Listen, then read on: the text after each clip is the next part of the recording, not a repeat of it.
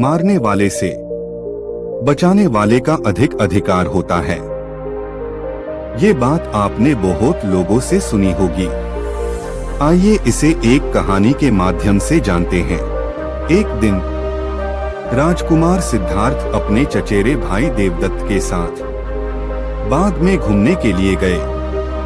जहां सिद्धार्थ कोमल हृदय का बालक था, वहीं देवदत्त झगड़ालू व कठोर स्वभाव का था। सिद्धार्थ की सभी प्रशंसा करते थे, देवदत्त की प्रशंसा कोई नहीं करता था। इसलिए देवदत्त मन ही मन सिद्धार्थ से जलता था। जहां वे दोनों घूम रहे थे, उनसे थोड़ी ही दूरी पर एक हंस उड़ रहा था।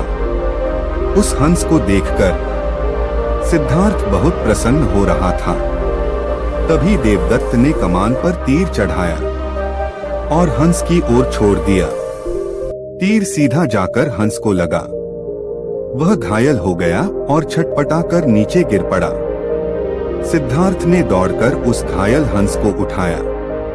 उसने हंस के घायल शरीर से बह रहे लहू को साफ किया और उसे पानी पिलाया। तभी देवदत्त वहां आ पहुंचा। उसने क्रोध से सिद्धार्थ की ओर देखा और बोला, इस हंस को चुपचाप मुझे दे दो। सिद्धार्थ, इसे मैंने तीर मारकर नीचे गिराया है। नहीं, सिद्धार्थ ने हंस की पीठ सहलाते हुए उत्तर दिया, मैं इस हंस को तुम्हें नहीं दे सकता। तुम निर्दयी हो, तुमने इस निर्दोष हंस पर तीर चलाया है। यदि मैं इसे न बचाता तो इस बेचारे की जान चली जाती।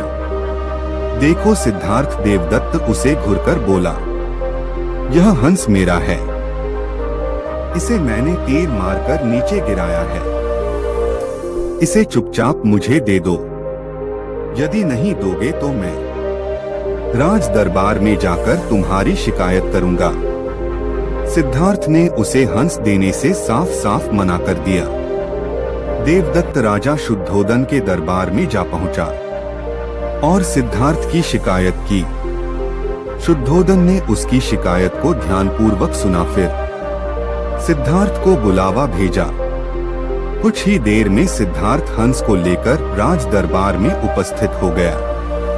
राज दरबार के ऊंचे सिंहासन पर राजा शुद्धोदन बैठे थे। आसपास के नीचे आसनों पर राज्य मंत्री तथा अन्य पदाधिकारी बैठे थे। कई सैनिक हथियार लिए द्वार के निकट खड़े थे। शुद्धोदन के संकेत करने पर देवदत्त सिर झुकाकर बोला, महाराज, जो हंस इस समय सिद्धार्थ के पास हैं, वह मेरा है। इसे मैंने तीर मारकर पृथ्वी पर गिराया था। सिद्धार्थ ने इसे उठाकर इस पर अपना अधिकार कर लिया है। यह हंस मेरा है, कृपया इसे मुझे दिलाया जाए। राजा शुद्धोदन ने सिद्धार्थ की ओर देखा और बोलने की ओर संकेत दिया। सिद्धार्थ ने सिर झुकाकर शांत स्वर में कहा, महाराज, यह हंस निर्दोष है। यह बिना किसी को कोई कष्ट दिए उड़ा जा रहा था। देवदत्त ने इसे तीर मारकर घायल कर दिया। मैंने इसका उपचार किया है, इसके प्राण बचाए हैं। मैं समझता हूँ कि प्राण लेने वाले से अधिक प्राण बचाने वाले का अधिकार होता है। मैं आपसे प्रार्थना करता हूँ कि यह हंस मेरे पास ही रहने दिया जाए। मैं इसे बिल्कुल स्वस्थ करके आकाश में उड़ा देना चाहता हूँ। शुद्धोदन ने अपने सभासदों से विचार विमर्श किया। वे सभी एक ही स्वर में बोले, महाराज, राजकुमार सिद्धार्थ का कहना बिल्कुल ठीक है। जीवन लेने वाले से बचाने वाले का अधिक अधिकार होता है। हंस राजकुमार सिद्धार्थ के पास ही रहने देना चाहिए। राजा शुद्धोदन ने सभासदों की बात मान ली। उन्होंने सिद्धार्थ से कहा, इस हंस पर तुम्हारा अधिकार है, तुम इसे ले जा सकते हो।